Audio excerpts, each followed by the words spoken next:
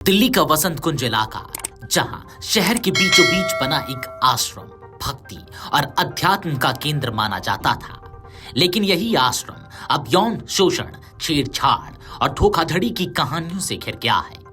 आरोपी है 64 वर्षीय स्वयंभू धर्म गुरु स्वामी चैतन्यानंद उर्फ पार्थ सारथी, जिसके खिलाफ अब तक 17 से ज्यादा छात्राओं ने गंभीर आरोप लगाए हैं। पुलिस की जांच में उसकी क्राइम कुंडली खुलने लगी है और एक एक कर पुराने मामलों की परतें सामने आ रही है, जिसे जानकर आप भी तंग रह जाएंगे। जांच में सामने आया कि चैतन्यानंद का आपराधिक सफर नया नहीं है। वर्ष 2009 में पहली बार उसके खिलाफ मामला दर्ज हुआ था। उस समय वह 48 साल का था और उसने खुद को पुलिस अधिकारी बताकर दक्षिण दिल्ली की पॉश कॉलोनी में रहने वाली महिला को परेशान करना शुरू किया। पुलिस रिकॉर्ड के मुताबिक आरोपी महिला को रात के 3 बजे फोन करता और अपशब्द कहता था।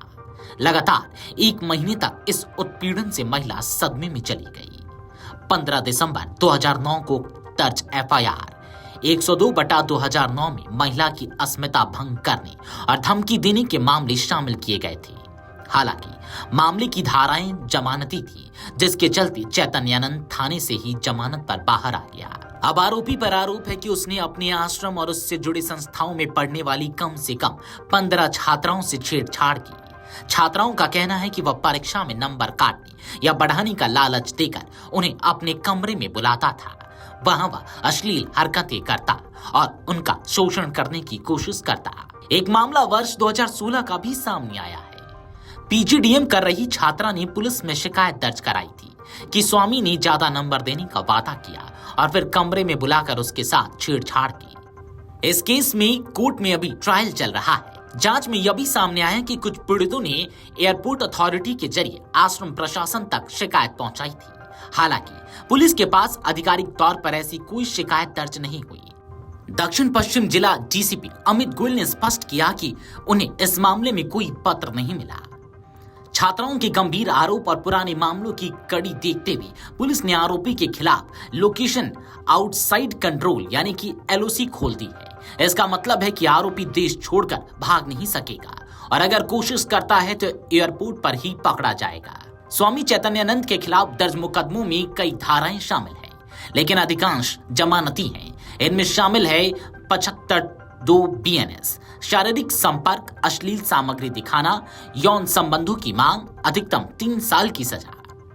79 बीएनएस, महिला की अस्मिता भंग करना, 3 साल की सजा है इसके अंदर। 351(2) धमकी देना, जिसके अंदर 2 साल की सजा का प्रावधान है। 354(3) झूठी पहचान लगाना, 318(4) धोखाधड़ी, 336(3) व 340(2) नकली दस्तावेज व रिकॉर्ड बनाना।